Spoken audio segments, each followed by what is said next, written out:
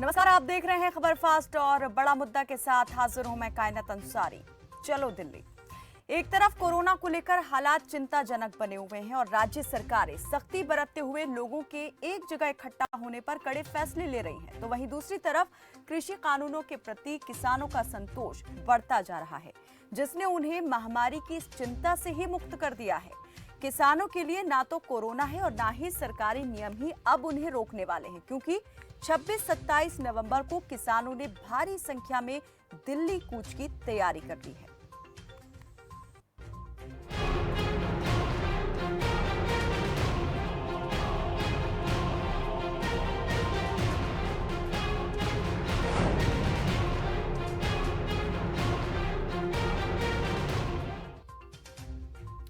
केंद्र के 3 कृषि कानूनों पर किसान और सरकार लगातार आमने सामने है और सरकार की तरफ से पारित कानूनों के विरोध में अब किसान दिल्ली का रुख करने वाले हैं। किसान संगठन 26 नवंबर को दिल्ली कूच के लिए पूरी तरह से तैयार है। जींद में भारतीय किसान यूनियन के नेता गुरनाम सिंह चढ़ूरी ने ऐलान किया कि किसान 26 नवंबर को 5 रास्तों से दिल्ली में एंट्री करेंगे। 4 रास्ते हरियाणा से होंगे जबकि एक उत्तर प्रदेश की तरफ से होगा। पंजाब में किसान संगठन दिल्ली घेराव को लेकर बड़े स्तर पर तैयारी में जुटे हुए हैं।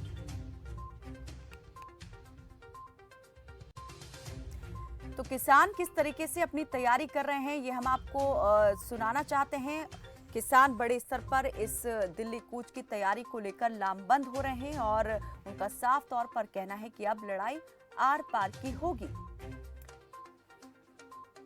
3 काले कानून जो राष्ट्र विरोधी कानून है, जो जनता के विरोध के बावजूद चंद पूंजीपतियों को फायदा पहुंचाने के लिए जो बनाए गए हैं, उनका पूरे देश की जनता विरोध कर रही है, देश का हर वर्ग विरोध कर रहा है और उसके लिए काफ़ी लंबे टाइम से आंदोलन कर रहे हैं और सरकार जो है वो सुन नहीं रही है।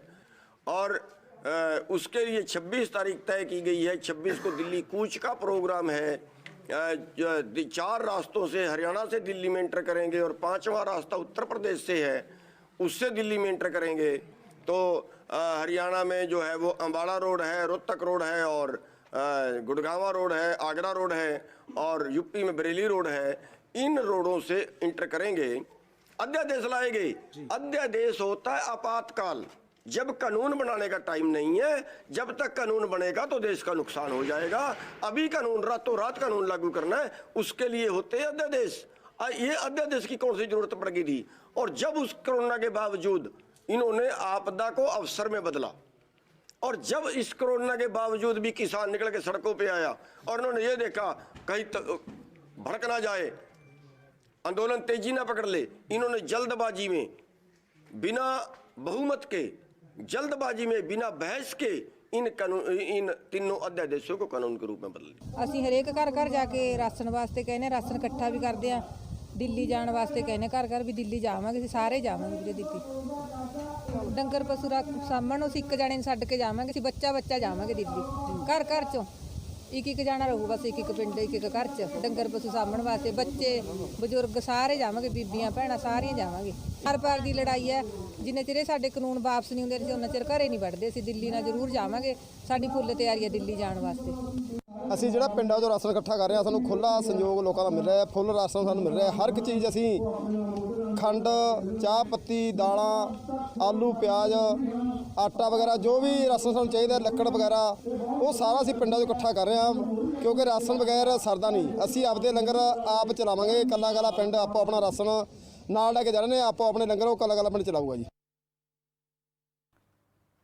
तो सर्द मौसम में भी किसान यहां पर पड़ाव डालने की तैयारी कर रहे हैं और राशन समेत जो है दिल्ली का रुख करने वाले हैं किसान। हालांकि बीजेपी नेता अब भी इस बात को मानने के लिए तैयार नहीं कि कृषि कानूनों को लेकर किया जा रहा आंदोलन किसानों का ही। बीजेपी नेता मानते हैं कि विरोध की जो तस्वीर दिखाई दे रही है उसके पीछे कांग्रेस का हाथ है। पहले कांग्रेस ने ये प्रचार किया था एमएसपी पर हमने खरीदे विरोधी दलों में। आज हमने सारा धान जो एमएसपी पर खरीदा है और जो बच भी रहा था किसी बाजरा या कपास वो भी हम खरीद रहे हैं। इस तरह की कोई बात नहीं है। ये सब राजनीति हो रही है और प्रधानमंत्री नरेंद्र मोदी के नेतृत्व में कभी किसानों के हित कोई अनदेखी नहीं की जा सकती। ऐसा है, ये सब जो है विरोधी पार्टियां तो राजनीति ही करती हैं। इस पर नहीं कोई बात है, जाके मिलकर बैठ के अपनी बात कर लें, जो बात उसमें दूर हो सकती है दूर हो जाएगी। जब सेशन था तो कांग्रेस ने कोई बात नहीं रखी। माननीय मुख्यमंत्री जी नए प्रस्ताव लेके आए और नेवर वाद प्रस्ताव पे दोनों पक्ष अपनी बात कह सकते थे। कांग्रेस नहीं चाहती थी, कांग्रेस कहती है हम 183 के तहत वोटिंग कराना चाहते हैं। वोटिंग का मतलब क्या है कि वोटिंग तो 100% है कि सरकार के पक्ष में आएगी क्योंकि उसके पास बहुमत है, और उसके बाद वो चाहते हैं कि हम इस बात पे विरोध करके वॉकआउट कर देंगे, यानी कि डिस्कशन करने के लिए तैयार नहीं है। कोई भी मुद्दा है तो उस पर डिस्कशन करना जरूरी है ना। अगर उनको लगता है कि किसान के खिलाफ है तो विधानसभा के पटल पे खड़े होकर उन्हें ये बात कहनी चाहिए कि इसमें ये खामी है, लेकिन खामी है ही नहीं क्योंकि वो केवल गुमराह करने का काम कर रहे, इसलिए वो वहां एक दाना भी बोल नहीं सके, किसी भी से बोले नहीं। और जब सत्ता पक्ष की तरफ से अभय यादव जी ने पक्ष रखा तो वॉकआउट करके बाहर चले गए, वो सुनने के लिए तैयार नहीं।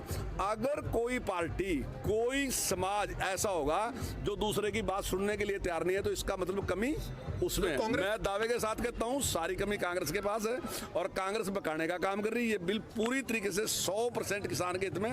पंजाब में जो हो रहा है सारा का सारा वो सरकार करवा रही, सरकार अपने आप उसका वो कर रही और वो लोगों को बका के वोट ले रही। तो बीजेपी नेताओं का अभी भी ये मानना है कि ये जो आंदोलन है वो पूरी तरीके से सियासी है। एक तरफ किसान संगठन विरोध का स्वर बुलंद कर रहे हैं तो दूसरी तरफ अब भी सियासी गलियारे में चर्चा गर्म है कि ये किसान नहीं, राजनीतिक और विपक्षी दलों का खड़ा किया गया आंदोलन है। तो चर्चा करेंगे इसी पर कि आखिर किसानों के दिल्ली कूच के क्या मायने हैं और इस पर कौन राजनीति कर रहा है या फिर आंदोलन को राजनीतिक बताकर इसके प्रभाव को कम करने की कोशिश की जा रही है। इस वक्त हमारे साथ कई मेहमान चर्चा के लिए जुड़ चुके हैं। रेणु भाटिया हमारे साथ जुड़ी हैं, बीजेपी की प्रवक्ता जितेंद्र चंदेलिया कांग्रेस के प्रवक्ता हमारे साथ जुड़ चुके हैं और ओमकार सिंह इनेलो की प्रवक्ता, साथ ही राष्ट्रीय अध्यक्ष भारतीय किसान यूनियन के अतर सिंह संधू हमारे साथ जुड़ चुके हैं फोन लाइन पर। आप सभी का बहुत स्वागत है हमारे साथ इस चर्चा में जुड़ने के लिए। सवाल सबसे पहले मैं करना चाहूंगी यहाँ पर अतर सिंह संधू जो कि राष्ट्रीय प्रवक्ता हैं भारतीय किसान यूनियन के। अतर सिंह जी, अभी भी बीजेपी नेता ये कह रहे हैं कि कृषि कानून किसानों के पक्ष में है, हितैषी हैं और ये पूरा का पूरा आंदोलन जो है राजनीतिक पार्टियों का है। देखिए कैनाथ जी, तीनों अध्यादेशों में पूरे देश का किसान त्राही कर रहा है। सरकार को चाहिए कि पूरे देश का किसान जब सड़कों पे है तो किसानों की मांग सिर्फ एमएसपी की मांग है, किसानों की और मंडी व्यवस्था की। सरकार को एमएसपी पर तो खरीद कर रहे हैं किसान, एमएसपी पर तो खरीद हुई है मंडियों में अभी भी। देखिए अब नहीं खरीद हो रही है। अभी मैं बाजरे का बताऊं, राजस्थान से 1100 रुपए क्विंटल से लेकर 1300 रुपए क्विंटल राजस्थान में बाजरा बिक रहा है, हरियाणा में 2100 रुपए क्विंटल बिक रहा है। तो दोनों प्रदेश में इतना फर्क क्यों? तो राजस्थान का किसान, हरियाणा का किसान तो किसान है ना, उसका भी 2100 रुपए खरीदो, उसका बाजरा 2100 रुपए क्यों नहीं गिरता जा रहा? पूरे देश तो एमएसपी तो हर एक जगह पर अलग अलग रही है, राज्य सरकारें खुद तय करती हैं कि एमएसपी कितना होना चाहिए, उसी हिसाब से इस बार भी खरीद हुई है। हम तो कह रहे हैं जब केंद्र ने हर चीज में जीएसटी में पूरा देश एक कर दिया तो एमएसपी देश में क्यों नहीं? कनक तो गेहूं है, बाजरा चावल है। फसल के हिसाब से जैसे किसी बाजरे का रेट, जो चावल का रेट है, अलग अलग वैरायटी, उनका रेट अलग हो सकते हैं, लेकिन पूरे देश में एमएसपी एक ही सरकार ने अध्यादेशों में की है। जब तीनों कानून पूरे देश के लिए है, एमएसपी तीनों प्रदेश में क्यों नहीं? देखिए ये पूरी तरह से सरकार, मैं तो मेरा ये मानना है, WTO ने 1990 में ये कानून लेके आई, कांग्रेस की सरकार थी प्रदेश में। जब बीजेपी सरकार ने इसका विरोध किया था, सरकार इसको पास नहीं करा की अध्यादेशों को। अब उसी अध्यादेश को WTO के दबाव में, विदेशों के दबाव में बीजेपी सरकार उसको लेकर के आई। देखिए किसान की हालत पहले से ही ज्यादा। लेकिन अगर आज आप देख रहे हैं कांग्रेस भी तो किसानों के साथ खड़े होने की बात कर रही है, वो भी तो विरोध कर रही है कृषि कानूनों का। देखिए कांग्रेस सरकार ने किसानों को तो लूटा। स्वामीनाथन आयोग की रिपोर्ट खुद कांग्रेस सरकार ने बनाई, हुड्डा साहब उसके चेयरमैन बना दिए। 10 साल तक हुड्डा साहब की सरकार हरियाणा में रही, पूरे देश में 10 साल। यानी अतर जी, आप ये मानते हैं ये जो आंदोलन है ये सिर्फ और सिर्फ किसान अकेला लड़ रहा है, राजनीतिक पार्टियां सिर्फ और सिर्फ राजनीति करके यहाँ पर गुमराह कर रही हैं? देखिए हमारा कोई अगर सहयोग करता है कोई राजनीतिक पार्टी तो हम उसका स्वागत करते हैं, लेकिन अध्यादेश के मामले में किसानों के साथ बहुत बुरा हो रहा है। सरकार को मानना पड़ेगा क्योंकि पूरे देश का किसान सड़कों पे, और 26 तारीख को जो भी हम तो कहते हैं हर किसान का बच्चा, हर किसान जो खेती करता है या मजदूरी करता है, जो वो भी किसान है, उसको भी सड़कों पे आना चाहिए।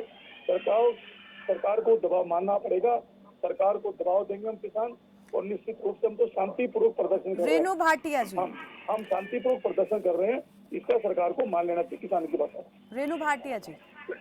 जब देश भर में एक समान जीएसटी सीजीएसटी दरें लागू हो सकती हैं तो फिर एमएसपी क्यों नहीं? ये अभी जो हमारे साथ जुड़े हुए हैं भारतीय किसान यूनियन के राष्ट्रीय प्रवक्ता अतर सिंह जी, उन्होंने ये कहा है कि सरकार को इसको कर देने में क्या हर्ज है और मांग क्यों नहीं मान रही है किसानों की सरकार। दूसरा ये भी कि राजनीतिक पार्टियां सिर्फ यहाँ पर आपसी बयानबाजी कर रही हैं, किसान के आंदोलन को लेकर के एक तरह से डाइवर्जन की तरफ लेकर जा रहे हैं कि ये राजनीतिक पार्टियों का आंदोलन है। ऐसा नहीं है। कायनात, अभी माननीय कंवरपाल जी ने एक बात जब कही कि जब विधानसभा में इस तरह के विषयों पर चर्चा होती है तो कांग्रेस के वो लोग वॉकआउट करते हैं और उस विषय पर चर्चा नहीं करना चाहते, और जब आंदोलन की बात आती है और किसानों के इस तरह से रोड जाम करना या इस तरह की बातों की जब चर्चा होती है तो वही नेता सबसे आगे खड़े होते हैं।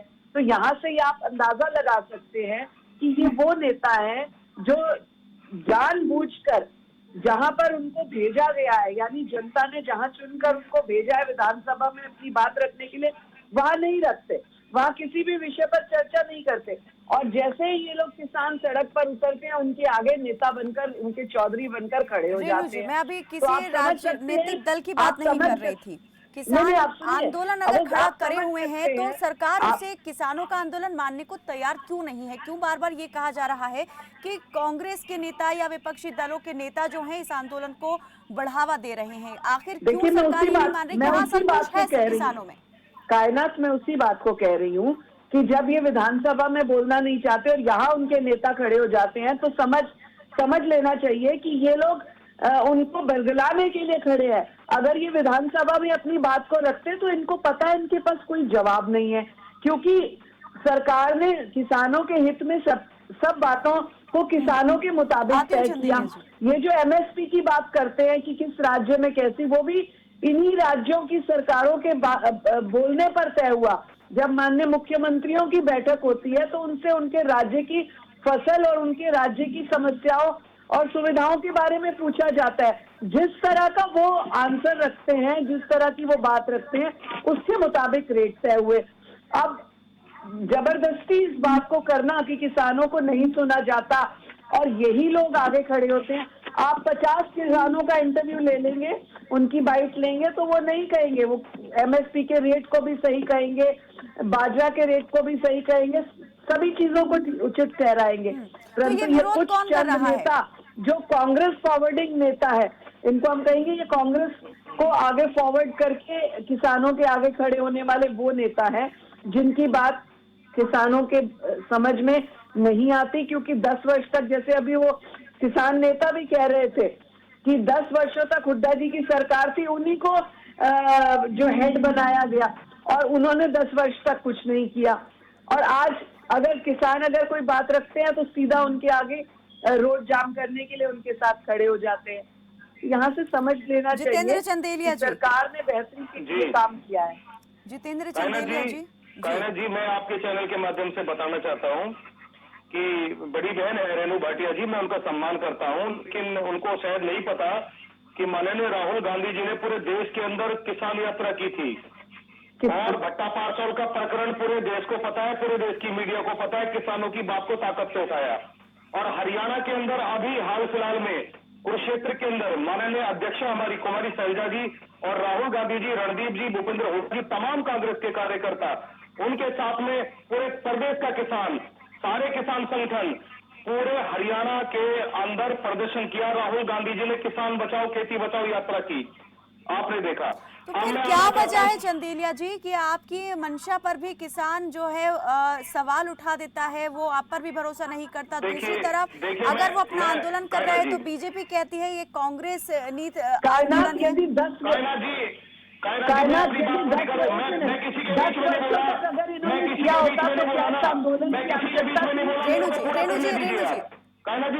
चलिए चंदेलिया जी, कायनात जी, जो माहौल आज देश के अंदर भारतीय जनता पार्टी ने बनाया हुआ है, कर्मचारी मार दिया इन्होंने, पूरे देश का किसान मार दिया, मजदूर मार दिया, बेरोजगार मार दिया। मैं किसान की बात करता हूं, सिर्फ किसान की जो देश का अन्नदाता है।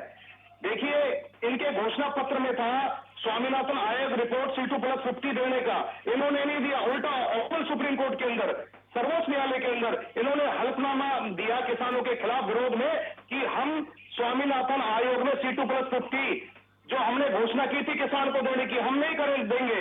मैं एक आपके चैनल से माध्यम से बहुत बड़ी आज बात बताने जा रहा हूं, रेणु जी को नहीं पता होगा और इनके जो बड़े मंत्री और नेता हैं उनको भी शायद इस बात का पता है, लेकिन वो जिक्र नहीं करते।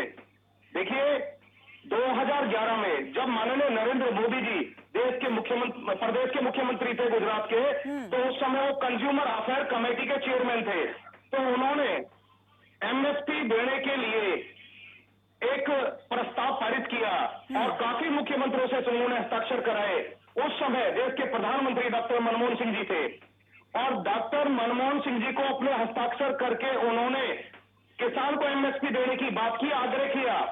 और जैसे ही सत्ता में नरेंद्र मोदी जी आए तो सबसे पहले किसान और मजदूर को मारने का उन्होंने काम किया अपने चंद पूंजीपति साथियों को बढ़ावा देने के लिए।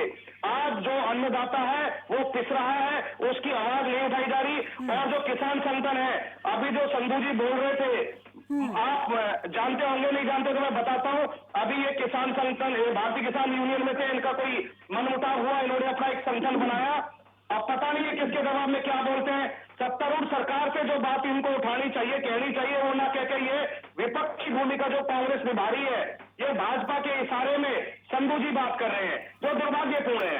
तो मुझे फैज साहब का एक शेर याद आता है कि गुनाहगारों में शामिल हूं, गुनाहों से नहीं मतलब, मेरा हमदर्द कातिल है सताएगा जाने कब तक। तो ये वो किसान नेता जो किसान के हित की नहीं सोचते, सरकार के इशारे पे काम करते हैं। अतर सिंह जी, दुर्भाग्यपूर्ण है। आज विपक्ष की भूमिका में है कांग्रेस, राहुल जी और हरियाणा के अंदर शैलजा जी, हुडा साहब, रणदीप जी, तमाम कांग्रेस किसान के मुद्दों को ताकत से उठा रही है। आपने लोकसभा में भी देखा, चाहे कांग्रेस पार्टी के सांसद हो, दोनों सदनों में, राज्यसभा लोकसभा में, विपक्ष को रायशुमारी के लिए इन्होंने नहीं बुलाया। राज्यसभा लोकसभा जो दोनों बड़े सदन है, एक संवैधानिक प्रक्रिया होती है, और ना ही इन्होंने किसान संगठनों को रायशुमारी के लिए इन्होंने बुलाया। इनका 900 पेजों का जो किसान के ऊपर जो काला अध्यादेश लेकर आए हैं, इतिहास कभी ओमकार सिंह जी, मैं आपके चैनल के माध्यम से बताना चाहता हूं, MSP की बात को उन्होंने नहीं लिखा, वो किसान के साथ सबसे बड़ा धोखा है। और तो और इन्होंने सबसे बड़ा जो धोखा जो किसान के साथ किया है, according to law of constitution of India, संवैधानिक तौर पर जो इन्होंने किसान और मजदूर और आड़ती के साथ किया है कि किसान के साथ कोई भी प्राइवेट कंपनी या कोई भी पूंजीपति उनकी फसल या किसी भी प्रकार का। चलिए ओमकार सिंह जी, आप कैसे देखते हैं यहाँ पर विधानसभा के अंदर अभय सिंह चौटाला तो रहे थे, भले ही कांग्रेस ने वॉकआउट कर दिया था और सरकार मानती है कि उन्होंने सहमति जताई थी, जो कृषि कानून यहाँ पर लाए गए हैं केंद्र की तरफ से, उसको लेकर वो सहमत हो गए थे। कायनाथ जी, मैं आपको बता दूं, हरियाणा में सिर्फ एक ही दल है, भले ही हमारा विधायक श्री अभय सिंह चौटाला जी हैं, जिसने सड़क से लेके विधानसभा तक अगर किसान की आवाज उठाई है तो अभय चौटाला जी हैं। और हमारे नियत और नीति बिल्कुल साफ है। आज बीजेपी की बातों के ऊपर हमें शर्म भी आती है। करोड़ों किसान सड़कों पे हैं और इनकी नियत, नीति और सोच तीनों ही घटिया है। ये सिर्फ कह रहे कांग्रेस के बंदे सड़कों पे हैं। मैं आपको बताना चाहूंगा, किसान हर एक पार्टी में है और किसान पहले किसान है, बाद में किसी पार्टी का कार्य करता है। मेरे को एक बात नहीं समझ आ रही कि किसान क्या गलत मांग रहा है सरकार के। किसान तो कह रहा है मेरे को MSP दे दीजिए, ये कहते हैं हम MSP दे देंगे, तो फिर लिखित में देने की क्या इनको दिक्कत है? इनकी विश्वसनीयता नहीं है, किसान इन पे विश्वास नहीं करता। अगर इनके मन में खोट नहीं है, इनकी नीयत में खोट नहीं है, तो लिख के देने के लिए क्यों नहीं तैयार? 3 बड़े बड़े अध्यादेश बना दिए, उसमें एक लाइन ये भी लिख दे कि अगर किसान की फसल MSP से कम खरीदी जाएगी तो उसमें सजा का प्रावधान होगा। इसमें इनको क्या समस्या है? फिर मैं आपको ये बताना चाहूंगा, कांग्रेस और बीजेपी दोनों ने ही किसानों को लूटा है। पिछले 10 साल में किसानों, कांग्रेस की ही सरकार थी, तब इन्होंने ना तो स्वामीनाथन आयोग के बारे में बात करी, ना किसानों को फायदा दिया। और आज जो ये 3 अध्यादेश कानून बन चुकी हैं, ये कांग्रेस के कार्यकाल में इनका मसौदा तय हुआ था और यही बीजेपी जो आज सत्ता में है, ये उस वक्त इनका विरोध कर रही थी। ये दोनों के दोनों किसान को लूटने के लिए बैठे हैं। आज हुड्डा जी अगर सदन में जब किसानों के ऊपर चर्चा होती है तो वॉकआउट कर जाते हैं। क्यों? चौधरी अभय सिंह चौटाला मात्र एक नेता है जो किसानों के साथ कंधे से कंधा लगा के खड़े हैं। और मैं आपको बताना चाहूंगा, ये कहते हैं कि कांग्रेस का आंदोलन है, अकाली दल क्यों छोड़ गया इनको? इस बारे में पूछिए इनसे, इनका कितने वर्षों का नाता उसने तोड़ दिया अकाली दल ने। तब ये क्या कहेंगे? इनके अपने जो गठबंधन सरकार है हरियाणा में, चौधरी अजय सिंह चौटाला जी का अपना वक्तव्य है कि बड़ौदा में हमारे को जो हार मिली है वो कृषि कानूनों का भी योगदान है। जब इनके अपने जो गठबंधन के नेता हैं उनकी ये सोच है तो फिर चंदेलिया जी कुछ कहना चाह रहे हैं। अतर सिंह संधू जी, अगर आप हमारे साथ जुड़े हैं, चाहूंगी जरा प्रतिक्रिया दें। एक बात सिर्फ मैं आपको बताना चाहूंगा कि सिर्फ कांग्रेस का नाम लेके जुम्मेवारी की नहीं बात करते। लोकतंत्र है, जनता की सरकार जनता के लिए काम करनी चाहिए, या तानाशाही का कोई काम जी। कांग्रेस ने 73,000 करोड़ के किसानों के बिल माफ किए, कांग्रेस ने 73,000 करोड़ के बिल माफ किए हैं। और कांग्रेस प्रशासित राज्यों में अगर मिनिमम सपोर्ट प्राइस, न्यूनतम समर्थन मूल्य अगर किसान को नहीं देता है कोई भी व्यापारी या कोई भी पूंजीपति या कोई भी कंपनी, तो उसको सजा का चंदेलिया जी, आप क्या बात कर रहे हैं? यहाँ पर खुद हरियाणा सरकार ये दावे के साथ कहती है कि राजस्थान में जिन फसलों का एमएसपी सरकार देती है वो हरियाणा के मुकाबले बेहद कम है और वहां से यहाँ ला करके किसान अपनी फसल बेचते हैं, अपना उत्पाद बेचते हैं। अतर सिंह जी, अतर जी, मैं यही कहना चाहता हूँ सरकार को, जैसे एक साबुन का एक पेस्ट का जब पूरे देश में रेट एक है तो फसलों का भी रेट पूरा एक होना चाहिए। राजस्थान के किसान का हरियाणा के किसान का बराबर का भाई है, उसको भी रेट फसल का वही मिलना चाहिए। अतर जी, मैं एक बार फिर से चाहूंगी जरा बताएंगे, जो 3 कृषि कानून पेश किए गए इसको लेकर अभी भी क्या डर बना हुआ है किसानों के अंदर? किस बात को लेकर सबसे ज्यादा आशंकित हैं? देखिए, मैं खुद केंद्रीय मंत्री से मिला था, नरेंद्र तोमर जी से हमने एक ही बात रखी थी, एमएसपी जो है वो लिख कर दीजिए आप, और जो मंडी व्यवस्था हमारी जो की तो लगी रही, क्योंकि जो अध्यादेश एमएसपी लिख कर दीजिए। क्या चाहते हैं उसको लेकर के? क्या आश्वासन मिले? क्या फसल का रेट है? अब जैसे हम फसल बेचते हैं तो रेट फिक्स रहेगा। अगर जो बाहर की कंपनी खरीदेगी तो किसान के खेत से खरीदे, वो कहता भैया मैं तो इस रेट में लूंगा, क्योंकि किसान के पास जगह नहीं है फसल रखने की। मंडी में अगर फसल जाती है तो वहाँ शेड में फसल रखी जा सकती है, वहाँ किसान 2 दिन रोक भी सकता है अपनी फसल को, अगर कम रेट मिलता है तो। खेत में किसान नहीं रोक पाएगा, इसलिए मंडी व्यवस्था चौंकी तो रहनी चाहिए। और जो एमएसपी है वो जैसी मंडी जैसे एमएसपी का रेट तय है पहले से, वो हर साल बढ़े उसका रेट। अब मंडी एमएसपी चौंकी क्यों रहनी चाहिए जैसे पहले चल रही थी। सरकार बरगला रही है, बीजेपी सरकार नहीं चाहती किसान का भला हो, सरकार चाहती है पूंजीपति का भला हो। और मैं सब लोग सरेआम कहते हैं, भारतीय प्रधानमंत्री ने कहा था रेवाड़ी की रैली में, और पहली कलम से एमएसपी स्वामीनाथन के आयोग की रिपोर्ट लागू करेंगे। बीजेपी सरकार ने भी धोखा दिया। हरियाणा के कृषि मंत्रियों पर धनखड़ जी, सुभाष बराला जी चंडीगढ़ में नगर प्रदर्शन किया था। अब बीजेपी की जब सरकार आएगी केंद्र में और प्रदेश में। अतर जी, बीजेपी तो कहती है कि किसानों की आय दुगना करने के लिए ये सरकार ने कदम उठाया, मुक्त व्यापार नीति, मुक्त बाजार दे रही है किसानों को सरकार। कहती है 2022 तक दुगना करेंगे, तो सरकार ने कहा से दुगना कर दिया। और ये सारा है कांग्रेस का। मैं तो कहता हूँ कांग्रेस ने तो बहुत ज्यादा मारा किसानों को। राहुल गांधी सोफा बना के ट्रैक्टर बैठते हैं सोफे पे, और किसान का ट्रैक्टर घूमते हैं दिल्ली और अम्बाला में, और एक ही ट्रैक्टर होता है ट्रक में लेकर दिल्ली ले आते हैं। और आप मान रहे हैं कि कांग्रेस जो ये विरोध कर रही है या किसानों के समर्थन की बात कर रही है, उससे किसानों की लड़ाई कमजोर हो रही है? अतर जी, उससे किसानों की लड़ाई कमजोर हुई है क्या, अगर कांग्रेस समर्थन की बात कर रही है किसानों के या विरोध की बात करती है तो? आपने गरीब को, किसान को, मजदूर को मारने का काम किया है, पढ़े लिखे युवाओं को, बेरोजगार युवाओं को मारने का काम किया है। चलिए रेणु जी, का कारण भारतीय जनता पार्टी है। देश में 26 तारीख को बता धर्म और जाति के नाम की जो राजनीति करते हैं आप लोग करते हैं, आप किसान को मारने का काम कर रहे हैं। चंदेलिया जी, आखिर क्या वजह है जिन किसानों के साथ खड़े होने की बात कांग्रेस करती है वो खुद उस कांग्रेस को लेकर के सवाल खड़े कर रहे हैं, खुद कांग्रेस की बात पर उनको यकीन नहीं है? क्या वजह है? और क्या यही कारण है कि दोनों राजनीतिक पार्टियां आपस में कि कांग्रेस ने ये किया हमने कर दिया तो क्या गलत कर दिया, सिर्फ आपस में ही दोनों आरोप प्रत्यारोप कर रहे हैं, तीसरा पक्ष किसान को तो भूल ही गए हैं? रेणु जी, आपको बताना चाहता हूँ। हेलो जी चंदेलिया जी, सुन रहे हैं। जो हालात इन्होंने देश के किसान के मजदूर के बना दिए, मुझे एक पंक्ति याद आती है कि सच से। आपको पंक्ति बहुत याद आती है क्या? अरे आप बीच में ना बोले, बीच में ना अरे तुम मेरे बारे में क्यों बोलते हो? आप मेरे बारे में क्यों बोलते हो? आपको तो एक किसान के बारे में ऐसा बोलता समझ नहीं आती। एक किसान के बेटे के बारे में ऐसा बोलते चंदेलिया जी आपको शर्म नहीं आती? किसानों के चंदेलिया जी, अतर जी, मुझे समझ नहीं आ रहा, अगर आप लोग एक ही बात को लेकर मुत्तफिक हैं और विरोध करना चाहते हैं, उसी का बीजेपी के प्रति विरोध जाहिर करना चाहते हैं, लेकिन आपस में ही आप लोग इस तरह से बात कर रहे हैं। अरे मैं तो ये कह रहा हूँ, कांग्रेस ने तो भला किया किसानों का, कांग्रेस ने भला किया। चलिए, मेरे पास वक्त बहुत कम बचा है। रेणु जी, रेणु भाटिया जी, रेणु भाटिया जी, क्या अभी भी आप कहेंगे, रेणु भाटिया जी, अभी भी आप कहेंगे कि ये जो आंदोलन खड़ा किया हुआ है ये कांग्रेस रहित आंदोलन है?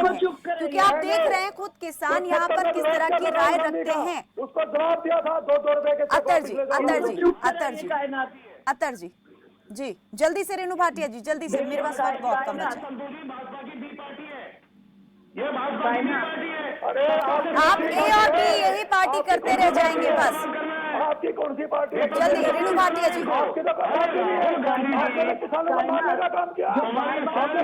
अरे एक चक्र को मारा उसी वक्त। रेणु भाटिया जी, जल्दी से, मैं चाह रही हूँ जल्दी अपनी बात आप पूरी करें। किसानों के लिए क्या किया कांग्रेस ने? चलिए, सवाल देखिए रेणु जी, कांग्रेस से भी उठ रहे हैं और बीजेपी से भी नाराजगी दिखाई दे रही है साफ तौर पे। सारे देश का किसान संगठित है